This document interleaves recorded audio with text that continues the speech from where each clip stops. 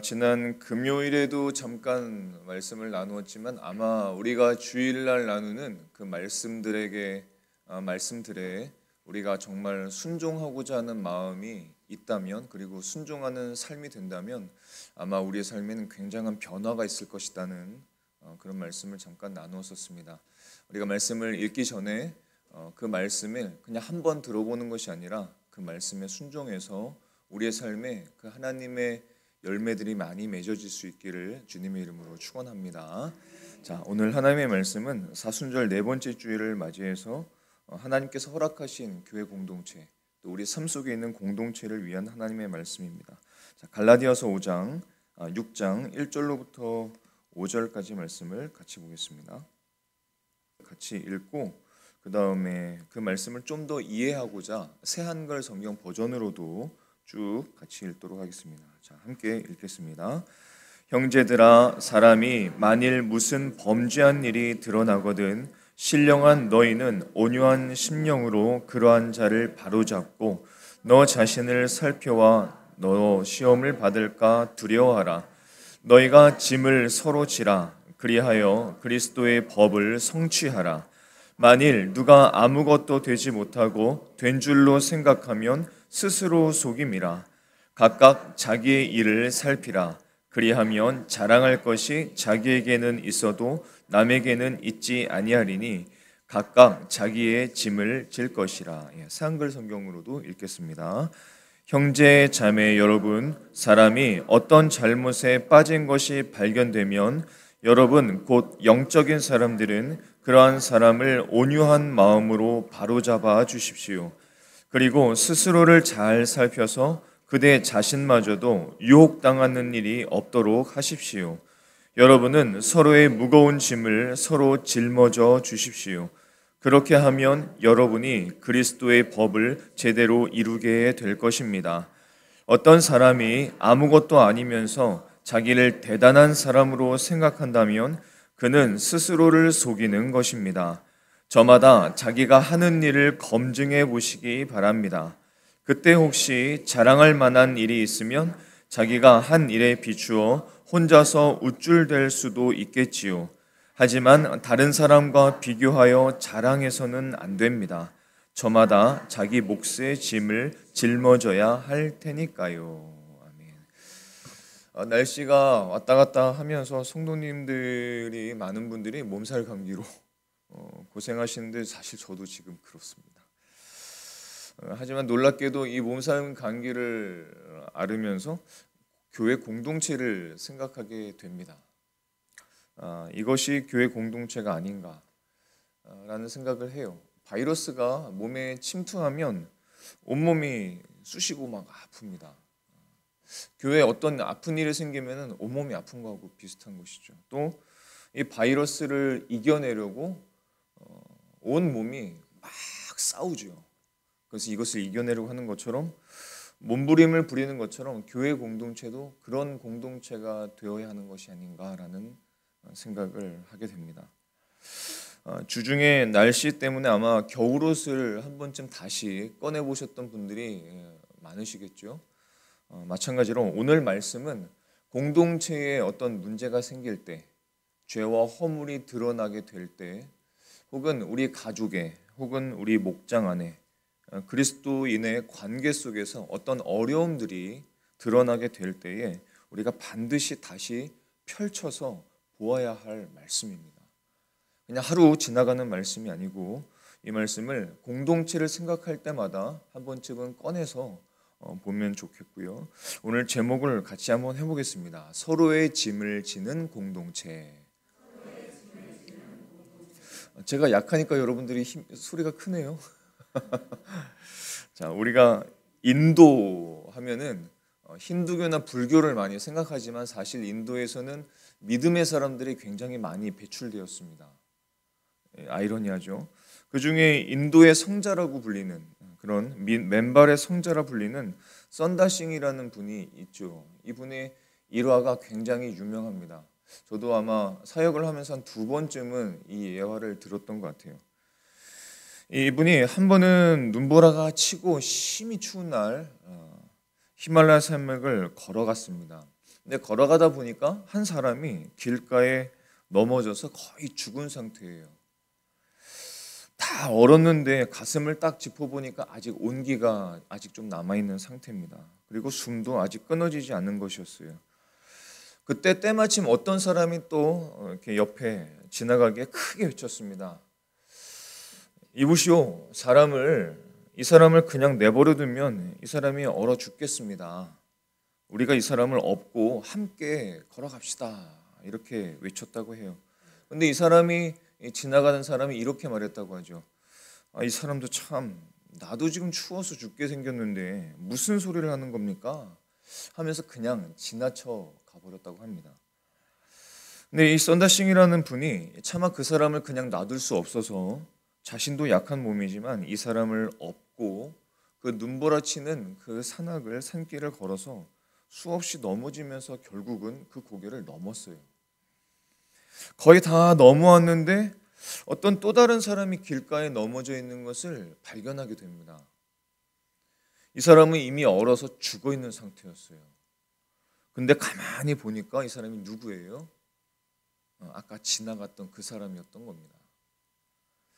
얼마 전에 혼자 살겠다고 먼저 지나갔던 그 사람이 먼저 걸어갔지만 얼어서 죽어 있었던 것이죠.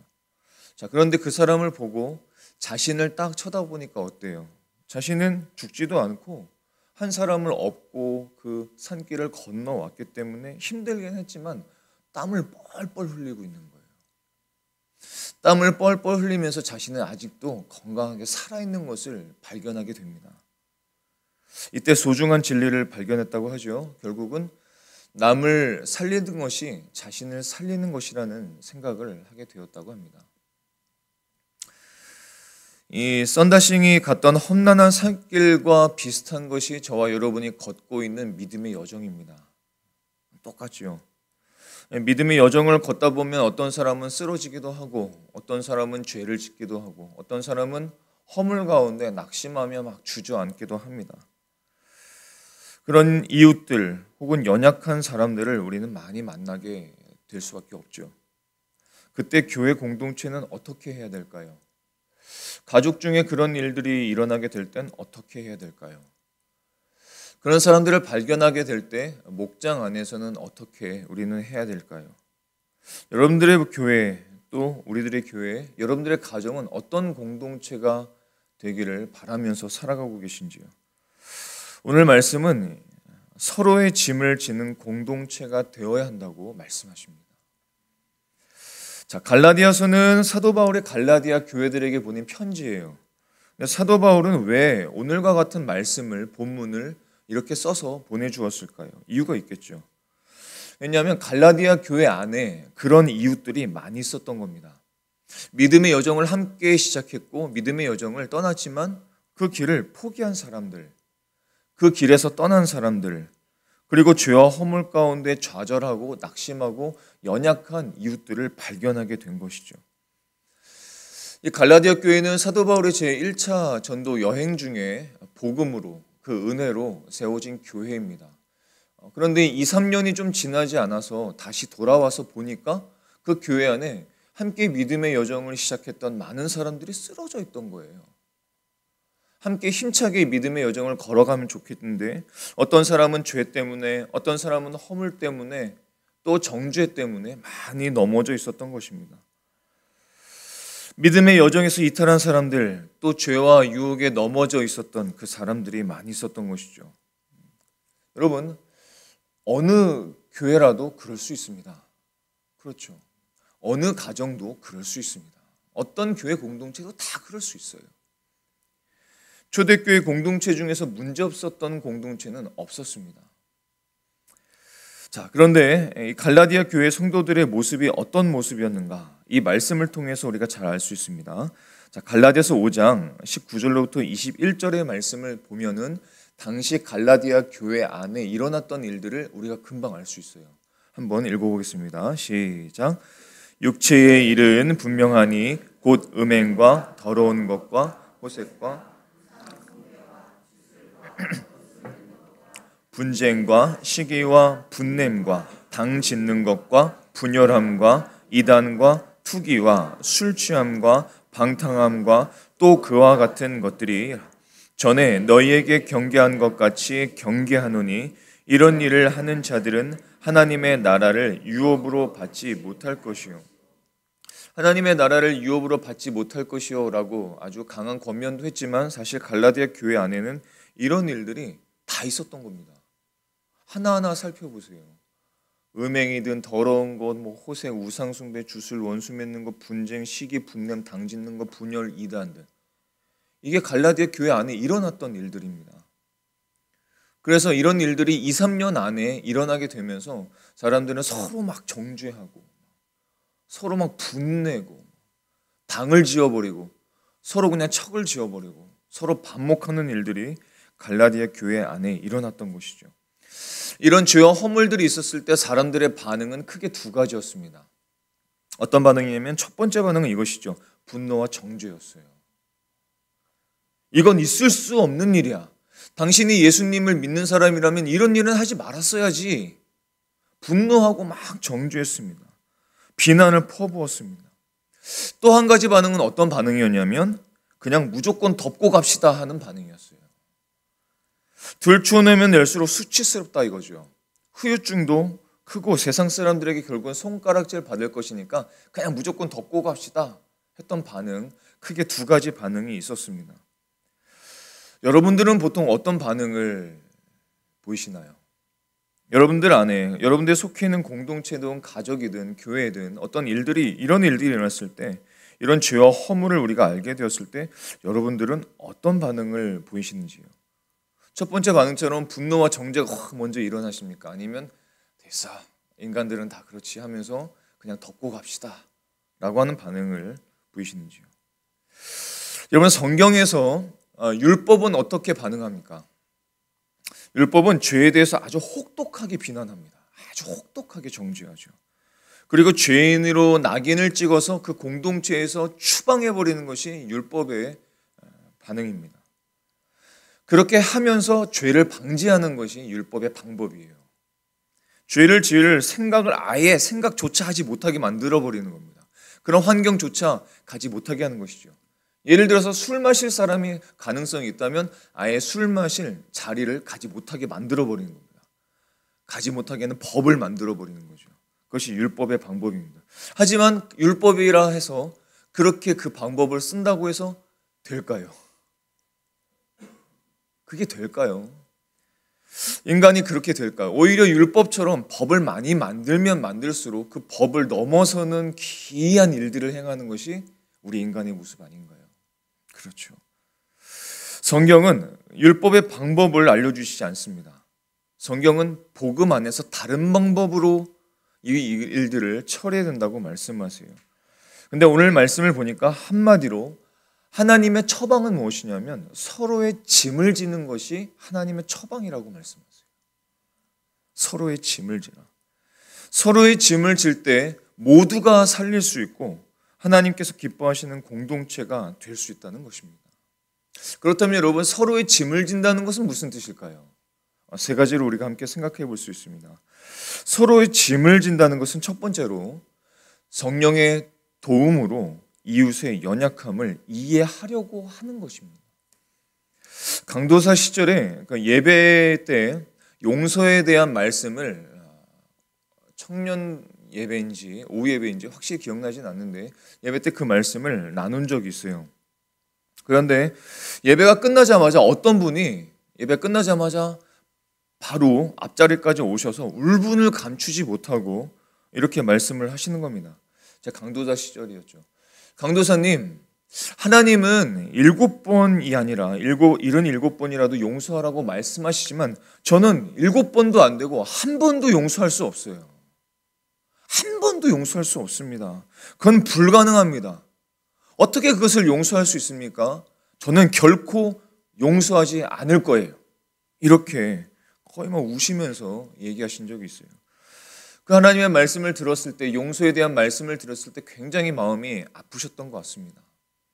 하지만 용서할 수 없는 자신을 바라보니까 너무 괴로웠던 것이죠. 그래서 이렇게 이야기하신 것입니다. 그래서 그때 집사님 진정하세요. 그리고 말씀을 같이 보십시다. 굉장한 용기였던 것 같아요. 그래서 말씀을 같이 펼쳐서 그 자리에 앉아서 말씀을 함께 보고 기도했던 적이 있습니다. 그때 함께 본 예수님의 말씀, 예수님께서 십자가에서 하신 말씀이었어요. 어떤 말씀이었냐면 누가복음 23장 34절의 말씀입니다. 자, 우리 같이 한번 읽어보겠습니다. 자, 시작. 없어요? 누가복음 23장 34절의 말씀은 이것입니다. 잘 들어보세요. 이에 예수께서 이르시되 아버지 저들을 사하여 주시옵소서. 자기들이 하는 것을 알지 못함이니이다. 이렇게 얘기했어요. 예수님께서 이렇게 기도하신 이유는 무엇이냐면 자신에게 고통을 주고 또 십자가에 매달리게 한 그 사람들의 연약함, 그 사람들의 무지함을 예수님께서는 이해하셨기 때문에 그렇습니다. 자기들이 하고 있는 일이 무엇인지를 알지 못했기 때문에 그래요. 그리고 뿐만 아니라 예수님께서는 자신이 십자가에 달리는 것이 결국은 하나님의 뜻을 이루는 것임을 알고 있었기 때문에 그렇습니다. 여러분, 저와 여러분에게 일어나는 어떤 고통이라 할지라도 그 고통은 결국은 하나님의 뜻을 이루어가는 중간의 과정일 수 있습니다. 그런데 그것을 이해하는 사람은 나도 다른 사람도 용서하려는 이해하려는 마음이 생길 수가 있어요. 그런데 그냥 고통만 준 사람, 이런 환경을 허락한 사람, 그것만 바라보게 되면 분노하고 정죄할 수밖에 없는 것이죠. 우리의 이웃이 죄에 빠지거나 허물과 실수가 있을 때 우리가 보편적으로 하는 반응은 무엇이냐면 바로 정죄하고 판단하는 것입니다. 이렇게 말하죠. 그럴 줄 알았어. 그리고 또 이렇게 말하죠. 왜 그랬어? 라고 말합니다. 왜 그랬어? 하지만 여러분, 이런 정죄와 판단은 죄에 빠진 사람이나 혹은 정죄하는 자신에게 결코 도움이 되지 않습니다. 결코 아무도 도움이 되지 않아요. 오히려 흔히 이런 정죄와 판단을 쉽게 하는 것은 이웃의 무거운 짐을 함께 지려게 하는 것보다는 오히려 그 짐을 더욱 무겁게 지어주는 것과 똑같습니다. 그러면서 이렇게 마음속에 생각하는 건 아닐까요? 나는 괜찮아. 그 사람과 비교하면서 나는 괜찮아. 이렇게 생각하는 굉장히 심각한 영적 교만의 상태라는 것을 우리가 꼭 기억해야 됩니다. 상대적인 의로움이죠.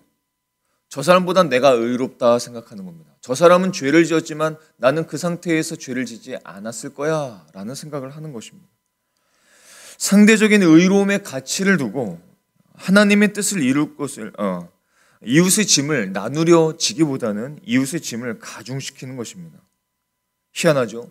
예수님도 그 사람을 정죄하지 않으셨는데 내가 그 사람을 정죄하는 겁니다.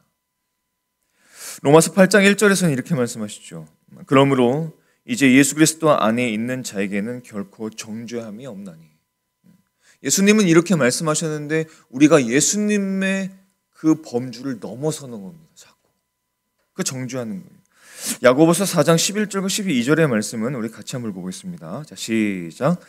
형제들아 서로 비방하지 말라. 형제를 비방하는 자는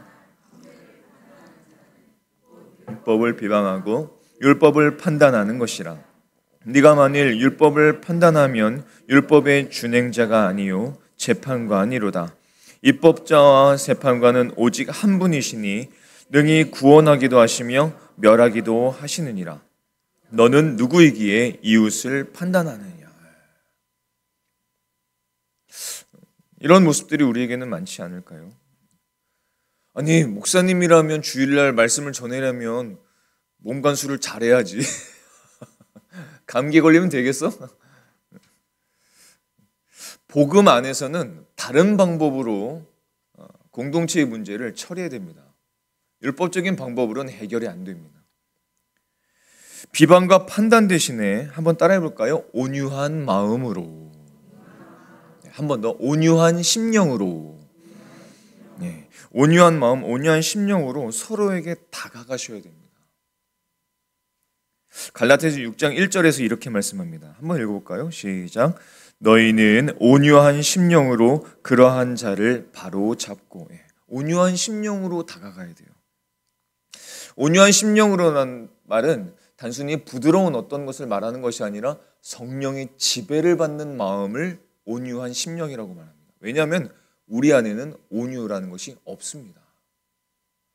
인간 안에, 우리의 죄된 본성 안에는 온유라는 것이 없어요. 서로에게 그런 우리 안에 있는 온유를 기대하지 마십시오. 우리 안에는 원래 온유가 없습니다. 온유라는 것은 성경적으로 성령의 열매입니다. 성령의 열매예요. 따라서 성령께서 우리 안에서 역사하실 때의 온유한 마음이 될 수 있는 것이고, 온유한 마음을 갖고 싶다면 성령의 지배를 받아야 한다는 뜻입니다. 성령의 지배를 받으면 온유한 마음이 생기게 돼요. 그 방법으로 서로에게 다가가라고 말씀하십니다. 감정의 지배를 받아서 분노하고 정죄하는 것은 본성대로 사는 것입니다. 죄성으로 사는 것입니다. 하지만 반대로 성령의 도움을 받고 성령을 통해서 사람의 연약함을 꿰뚫어 보는 그 마음이 바로 온유한 마음이라는 것입니다. 성령님은 사람의 속을 꿰뚫어 보는 분이시기 때문에 그렇습니다. 고린도서 2장 11절의 말씀을 보면 이런 말씀이 있죠. 사람의 사정을 사람의 속에 있는 영 외에는 누가 알리요? 라고 말씀했습니다. 우리는 다른 사람의 마음들이나 생각들을 잘 알 수 있을 것이라 생각하죠. 그리고 내가 다 알아 라고 말할 수 있겠지만 말도 안 되는 이야기입니다. 우리 안에 계신 성령님의 도움을 받아야만 이웃의 연약함을 이해할 수 있거든요. 내가 다 알아 이런 말들을 하시면 안 됩니다. 그거는 굉장히 스스로 속는 이야기입니다.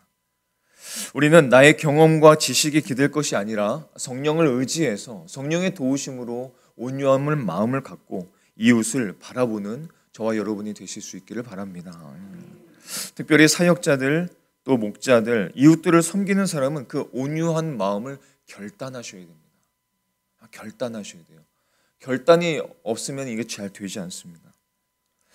그 마음을 온유한 마음을 갖기로 결단하고 또 그 마음을 하나님 앞에 갖고자 기도할 때 성령께서 이해하는 마음도 주시고 영혼을 사랑하는 마음도 주십니다.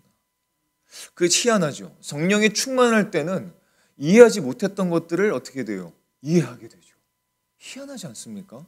내가 발전돼서 그런 게 아닙니다. 성령의 도우심이 있기 때문에 그 이웃을 이해할 수 있게 되는 것이죠. 그때 용납할 수 있고 도와줄 수 있고 그게 나도 사는 길이라는 것을 우리가 기억해야 됩니다. 저와 여러분은 성령으로 거듭난 자이십니까? 그렇다면 감정의 지배를 자꾸 받으려고 하지 말고 성령의 지배를 받으시기를 바랍니다.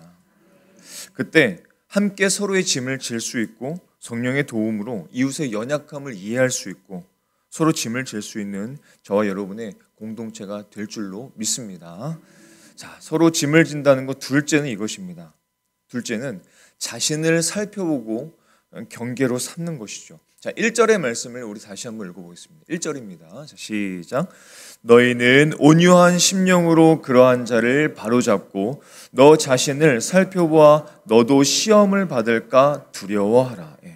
설령 이웃의 죄와 허물이 드러나도 그것은 뭐라고 생각하는 거예요? 나도 할 수 있는 거야.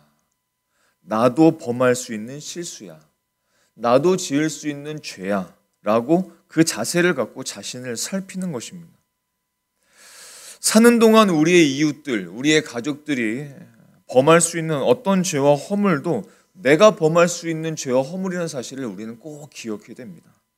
고린도서 10장 12절에서는 우리에게 이렇게 강권하고 계시죠. 그런즉 선줄로 생각하는 자는 넘어질까 조심하라 라고 말씀하셨습니다. 자, 어떤 목사님이 한 번은 주일 설교 때 이런 제목으로 설교를 하셨어요. 어떤 제목으로 설교하셨냐면 그리스도인이라면 교통신호라도 절대로 위반해서는 안 됩니다. 이것을 설교한 이유는 이것이죠. 그리스도인으로서 어떤 사회적 역할을 말씀하기 위해서 이런 제목으로 설교를 했던 것입니다. 그날 주일 오후에 이 목사님께서 교회에서 나와서 집으로 운전하다가 깜빡 다른 생각을 하다가 교차로를 건너면서 신호를 위반했어요. 문제가 뭐예요? 아차 싶었는데 이미 지나간 후였죠. 또 문제가 무엇이냐면 그 장면을 누군가가 봤다는 겁니다. 누가 봤을까요? 그렇죠. 왜 꼭 성도는 그것을 볼까요? 성도님이 그것을 본 것입니다. 성도님이 봤다는 것을 이 목사님이 깨닫고 민망하죠. 알아챘지만 민망해서 그냥 모른 체하고 그냥 지나가 버렸습니다. 자, 그런데 그날 저녁에 그 교인에게서 전화가 왔습니다. 목사님, 내일 점심 때 잠시 만나시죠. 실제 있었던 일입니다. 이 목사님이 잠이 올까요? 잠이 오겠습니까? 잠이 오질 않아서 그래도 목사니까 기도를 했다고 합니다. 기도를 하셨어요. 뭐라고 기도하셨냐면, 주님, 피할 길을 주십시오. 피할 길을 주십시오. 기도를 하는데 어떤 한 아이디어가 생각났다고 합니다. 자, 이튿날에 식당에 가보니까 예상대로 그 교인뿐만 아니라 다른 교인들도 같이 오셨다고 해요. 먼저 오셔서 도착해서 기다리고 있었다고 합니다. 자, 그때 이 목사님이 그 전날 생각난 아이디어를 이제 실행에 옮깁니다. 어떻게 실행에 옮겼냐면은, 목사님이 그 식당에 들어갈 때 목걸이를 크게 하나 가지고 여기다 뭔가를 써서 들어간 거예요. 뭐라고 썼을까요, 여기다가? 예상이 되십니까? 저는 죄인입니다. 저는 죄인입니다. 저는 죄인입니다. 이렇게 써서 들어가셨다고요. 이 성도들이 이 목사님이 쓴 것을 보고 어땠을까요? 여러분들이라면 어떠시겠습니까? 네? 웃어요. 네. 다 웃었다고 합니다. 다 웃으면서 마음이 좀 풀렸던 것이죠. 자, 그런데 반전이 하나 있습니다. 이 목사님이 이렇게 보여준 다음에 모두가 웃은 다음에 등 뒤를 돌았어요. 근데 등 뒤를 돌아보니까 등 뒤에도 뭐가 써져 있는 겁니다. 뭐가 써져 있었을까요? 맞히시는 분께 뭐라고 써져 있었을까요? 이 말씀이 아주 반전적으로 써져 있었습니다. 너희 중에 죄 없는 자는 돌로 치라. 이렇게 써져 있었다고 해요. 이분들의 마음이 풀렸지만, 또 용서하는 어떤 마음이 생겼지만, 또한 그것을 경계로 삼아야 된다는 것을 함께 말하고 싶었던 겁니다. 이 말씀이 오늘 4절의 말씀입니다. 4절의 말씀을 함께 읽어볼게요. 갈라디아서 6장 4절의 말씀, 새한글 성경 버전까지 같이 읽어보겠습니다. 시작. 각각 자기의 일을 살피라. 그리하면 자랑할 것이 자기에게는 있어도 남에게는 있지 아니하리니 저마다 자기가 하는 일을 검증해 보시기 바랍니다. 그때 혹시 자랑할 만한 일이 있으면 자기가 한 일에 비추어 혼자서 우쭐댈 수도 있겠지요. 하지만 다른 사람과 비교하여 자랑해서는 안 됩니다. 우리가 스스로 속는 이유는 무엇이냐면 항상 똑같습니다. 스스로 속는 이유는 항상 무엇이냐면 남하고 나를 비교해서 속는 겁니다. 항상 남을 먼저 보는 거예요. 그래서 속는 겁니다. 나를 먼저 보면은 속을 일이 없습니다. 나를 먼저 잘 살피면 내 안에도 똑같은 죄와 허물이 있다는 것을 금방 발견할 수 있거든요. 근데 나를 보지 않고 상대방만 먼저 보니까 자신은 우쭐대는 겁니다. 나는 그렇지 않나 라고 이야기를 하는 것이죠. 자신을 살피면 스스로 속지도 않습니다. 이것이 자기의 짐을 지는, 스스로 지는 삶이고, 이런 사람이 남의 짐도 함께 질 줄 아는 인생을 살게 되는 것입니다. 항상 나에게도 동일한 죄와 허물이 있을 수 있다는 것을 우리는 꼭 기억해야 됩니다. 이웃을 정죄하고 판단하기 전에 나를 스스로 살피고 경계로 삼는다면 그 관계는 굉장히 달라질 것입니다. 뿐만 아니라 그 함께 무거운 짐을 함께 지면서 나의 삶도 완전히 달라지게 될 것입니다. 나를 먼저 스스로 살피고 경계로 삼는 지혜로운 삶이 되실 수 있기를 축복합니다. 그런 우리 교회가 되기를 소망합니다. 아멘. 마지막으로 서로 짐을 진다는 것은 세 번째로 이웃의 회복을 돕는 것, 그것은 사랑으로 이웃의 회복을 돕는 것입니다. 본문의 1절의 말씀을 읽진 않지만 이렇게 말씀되어 있습니다. 범죄한 일이 드러나거든 라고 말할 때에 이 범죄한 일이 드러난다라는 뜻의 원어 뜻은 무엇이냐면 혼자의 힘으로 빠져나올 수 없는 상태라는 뜻입니다. 그러니까 우리가 죄를 짓거나 허물을 지었을 때 사실은 우리는 어떤 생각을 하냐면 왜 그런 일을 했어? 안 할 수 있었는데, 그런 일에 빠질 수 없을 수 있었는데 라고 생각하지만 그런 일이 드러났다는 것은 무엇이냐면 사실 그 죄와 허물은 혼자의 힘으로 빠져나올 수 없는 거예요. 그런 궁지에 빠진 상태를 그렇게 말씀합니다. 즉 죄와 허물에서 혼자의 힘으로 빠져나올 수 있는 사람은 이 세상에 아무도 없다는 뜻입니다. 우리가 죄와 허물을 바라보면서 그 사람이 죄와 허물이 드러났을 때에 그 왜 했어? 라는 말을 하는 것은 빨리 나와 라는 말이죠. 하지만 그럴 수 있는 사람은 이 세상에 아무도 없습니다. 여러분, 저와 여러분이 갖고 있는 구원, 저와 여러분이 갖고 있는 천국, 영생, 성령님, 저와 여러분이 혼자서 갖게 되었습니까? 아니에요. 예수님의 일방적인 사랑 때문에 우리가 그것을 소유하게 되었습니다. 그것처럼 이웃의 회복을 돕기 위해서, 이웃의 구원을 돕기 위해서는 우리 모두가 십자가의 사랑으로 서로를 도와야만 한다는 것이죠. 그렇게 해 주어야만 합니다. 여러분, 예수님께서 제자들을 위해서 기도하실 때, 예수님께서 세상의 복음화를 위해서 예수님께서 제자들을 보내실 때에도 예수님께서는 제자들이 죄와 허물 때문에 많이 넘어지게 될 것을 아셨습니다. 제자들도 연약한 사람들이잖아요. 그래서 예수님께서는 그들을 사랑함으로 중보해 주셨습니다. 기도해 주셨어요. 왜 그런 일을 저질러? 왜 그런 일을 해? 라고 먼저 판단하고 정죄하는 것이 아니라 그들을 위해서 중보해 주셨습니다. 저들의 믿음이 떨어지지 않기를 위해서 기도하셨어요.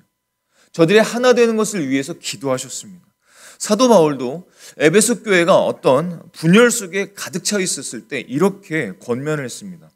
에베소서 4장 1절로부터 4절까지 말씀을 같이 읽어보겠습니다. 자, 시작. 그러므로 주 안에서 갇힌 내가 너희를 권하노니 너희가 부르심을 받은 일에 온유로 하고 오래 참음으로 사랑 가운데서 서로 용납하고 평안에 매는 줄로 성령이 하나 되게 하신 것을 힘써 지키라. 몸이 하나요 성령도 한 분이시니 이와 같이 너희가 부르심의 한 소망 안에서 부르심을 받았느니라. 아멘. 다른 방법이 있을까요? 어떤 분열이 일어났을 때 다른 방법이 있을까요? 여러분, 우리 과거의 한국교회, 좀 젊은 세대들은 좀 기억하기 어렵겠지만 아마 저나 아니면 저 조금 밑에나 동시대에 있는 분들은 과거의 한국교회의 모습들을 좀 기억하실 수도 있을 것 같아요. 동네마다 있었던 그 교회들, 종도 치고 하는 그런 교회들, 동네마다 있었던 그 교회들은 그 동네의 사람들이 건강하게 혹은 도덕적으로 아주 영적으로 잘 살기 위한 어떤 기지와도 같았습니다. 그게 교회의 역할이었어요. 그 교회, 그 동네에 어떤 문제가 일어나게 되면 그 교회로 몰려들었습니다. 그 마을의 공동체에 무슨 문제가 생기게 되면 목사님에게 찾아와서 목사님, 이것을 어떻게 하면 좋겠습니까? 이것을 어떻게 해결하면 좋겠습니까? 그렇게 물었어요. 지금은 그렇지가 않죠. 왜요? 교회가 세상의 빛과 소금, 아까 기도했던 것처럼 빛과 소금의 역할을 하기 위해서는 가장 중요한 핵심이 무엇인지 아십니까? 사랑이에요. 사랑입니다. 사랑입니다. 교회가 사랑을 많이 잃었어요. 개인만 사랑하고 나를 먼저 사랑하는 개인주의적인 그런 신앙들이 많이 생기게 되면서 교회 안에서도 사랑을 점점 잃어버렸고 교회 공동체가 보여줄 수 있는 사랑을 점점 잃어버렸어요. 따라서 교회는 사람들이 생각할 때 그 동네에 아주 좋은 기지, 동네의 문제들을 해결할 수 있는, 건강하게 해결할 수 있는 장소가 아니라 그냥 억지로 끌려가는, 예배하는 그런 장소로 지금 전락되어 있습니다. 굉장히 너무 슬픈 일이에요. 너무 아픈 일입니다. 하나님의 사랑을 가지고 이웃을 돕고 이웃을 섬겨주는 것, 그것이 사실 교회의 역할이 아니겠습니까? 그 가운데 영적인 생명을 주고 또 구원을 이루어주고 영생을 함께 나누는 것, 그것이 교회의 역할인 것이죠. 여러분, 오늘 1절의 말씀을 보게 되면 바로 잡으라, 어떤 일이 드러나거든 바로 잡으라 라고 말했을 때 그 바로 잡으라 라는 뜻은 너희들에게 어떤 그것을 바로 잡을 수 있는 권세나 능력이 있다라는 그런 뜻이 아닙니다. 이 뜻은 무엇이냐면은 마치 뒤틀어진 뼈를 맞추어 주는 것처럼, 만약에 어떤 뼈가 막 으스러져 있거나 막 이탈되어 있으면 병원에 가서 어떻게 해요? 막 맞추지 않습니까? 한 사람으로 안 돼요. 막 도와주면서 하지 않습니까? 온몸을 써가면서 하지 않습니까? 그것이 바로잡으라라는 뜻입니다. 바로잡으라. 서로 함께 힘을 합해서 그 뒤틀어진 뼈를 함께 바로잡는 것, 그것이 하나님께서 원하시는 바로잡으라는 뜻이에요. 그래서 2절에서 우리에게 이렇게 말씀하시면, 2절의 말씀을 새한글 성경 버전으로도 같이 읽어보겠습니다. 시작. 너희가 서로 짐을 서로 지라. 그리하여 그리스도의 법을 성취하라. 여러분은 서로의 무거운 짐을 서로 짊어져 주십시오. 그렇게 하면 여러분이 그리스도의 법을 제대로 이루게 될 것입니다. 그리스도의 법이라는 것은 결국 예수님의 사랑을 말합니다. 예수님의 법, 그리스도의 법이라는 것은, 최고의 법은 사랑이죠. 정죄가 아닙니다. 판단이 아닙니다. 분열이 아닙니다. 그 일에 대한 어떤 판단이 전혀 아닙니다. 사랑이죠. 예수 그리스도께서 우리를 사랑하신 것 같이 서로 사랑하라는 말씀입니다. 즉, 그리스도의 법을 성취하라는 것은 그 사랑으로, 예수님의 사랑을 갖고 형제의 회복을 도와주라는 뜻입니다. 자기만 사랑하는 이 말세에 하나님의 사랑은 정말 어떤 노래의 가사처럼 유일한 해답일지도 모르겠습니다. 노래를 할까 말까 고민했었는데 하진 않겠습니다. 목소리가 안 좋아서. 그 조용필님의 바람의 노래라는 부분에 후반부에 이런 이야기가 있죠.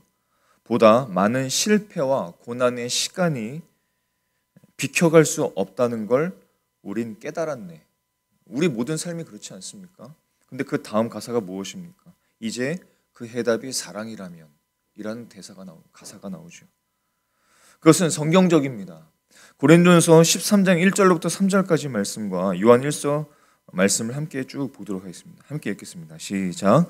내가 사람의 방언과 천사의 말을 할지라도 사람이 없으면 소리나는 구리와 울리는 꽹과리가 되고, 내가 예언하는 능력이 있어 모든 비밀과 모든 지식을 알고 또 산을 옮길 만한 모든 믿음이 있을지라도 사랑이 없으면 내가 아무것도 아니요.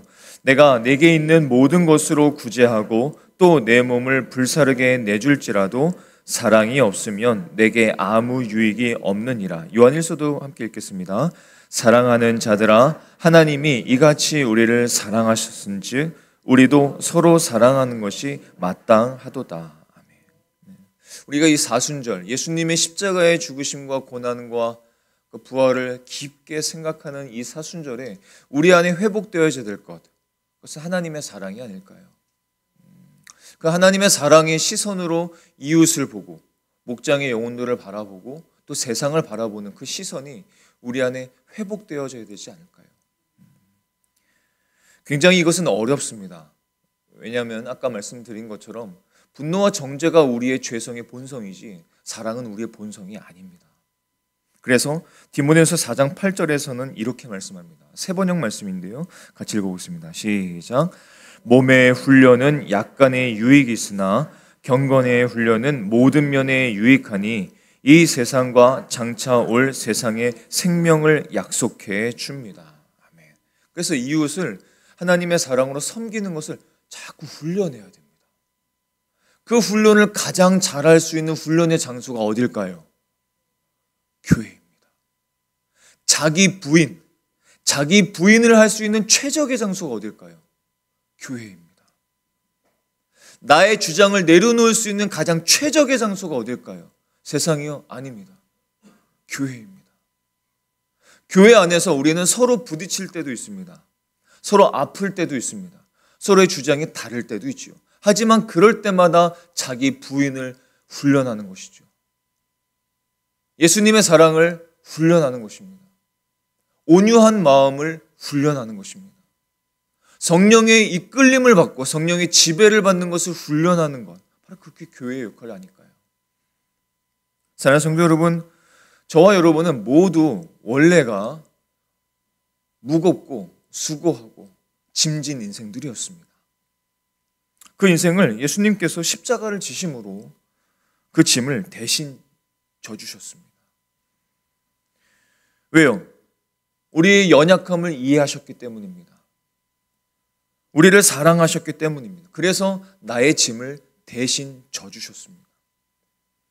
우리의 죄는 싫지만 우리를 사랑하시기 때문에 우리 죄와 우리의 고통을 함께 느껴주시고 마침내 우리 죄 짐을 대신 지시고 십자가에서 자신의 생명을 버리셨습니다.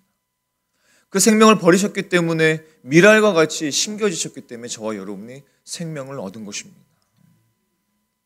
저와 여러분이 정말로 그 주님의 사랑에 빚진 자라는 것을 믿으신다면, 정말로 그것을 아신다면 이 사순절 우리는 서로의 짐을 기쁘게 져야 할 줄로 믿습니다.